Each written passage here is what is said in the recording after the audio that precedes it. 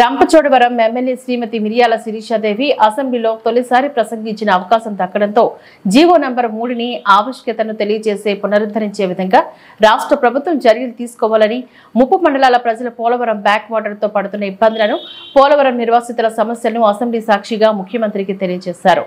నన్ను సామాన్య అంగన్వాడీ కార్యకర్త స్థాయి నుంచి ఎమ్మెల్యేగా చేసినందుకు మీకు రంపచోడవరం మన్యం ప్రజలకు ధన్యవాదాలు తెలియజేస్తూ ఆద్యంత ప్రసంగం ముప్పు మండలాల ప్రజల బాధలు తెలియజేస్తూ పోలవరం బ్యాక్ వాటర్ తోని సతమతమవుతున్న గ్రామాల్లో సత్వరమే ఆర్ఆర్ ప్యాకేజ్ ఇచ్చి పునరావాసాన్ని కల్పించే ఏర్పాటు చేయాలని అసెంబ్లీ సాక్షిగా వ్యాఖ్యానించారు.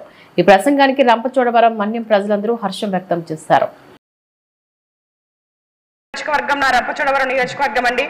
ఇందులో ప్రధానంగా 4 మండలాలు ఈ ముంపుకి ఎఫెక్ట్ అవుతా ఉన్నాయి. అవి చింతూరు, కోనవరం, విఆర్పురం, మెట్టపాక మండలండి.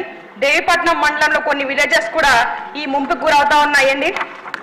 ప్రధానంగా మెయిన్ ఇష్యూ ఏంటంటే అక్కడ సబరి, గోదావరి సమన్వయం 2 కలవడం వల్ల ఈ మండలాలకు ఎక్కువ ఎఫెక్ట్ ఉందండి. దీని ద్వారా ఏమైందంటే 130 పైగా హ్యాబిటేషన్స్ ఎఫెక్ట్ అయినాయండి.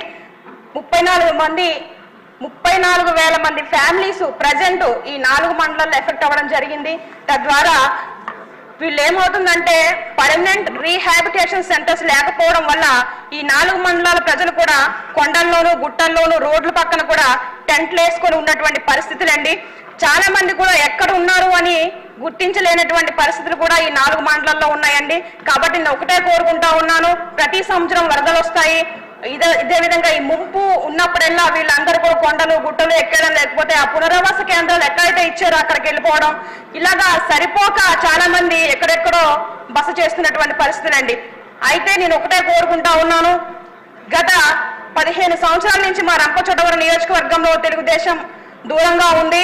10 సంవత్సరాల వైఎస్ఆర్సీపీ పార్టీ అక్కడ అధికారంలో ఉన్నప్పటికీ ఆ యొక్క మా రంపచోడవరం నియోజకవర్గ ప్రజల్ని ఎవరు కూడా పట్టించుకున్నటువంటి పరిస్థితి అక్కడ చోటు చేసుకున్నాయండి.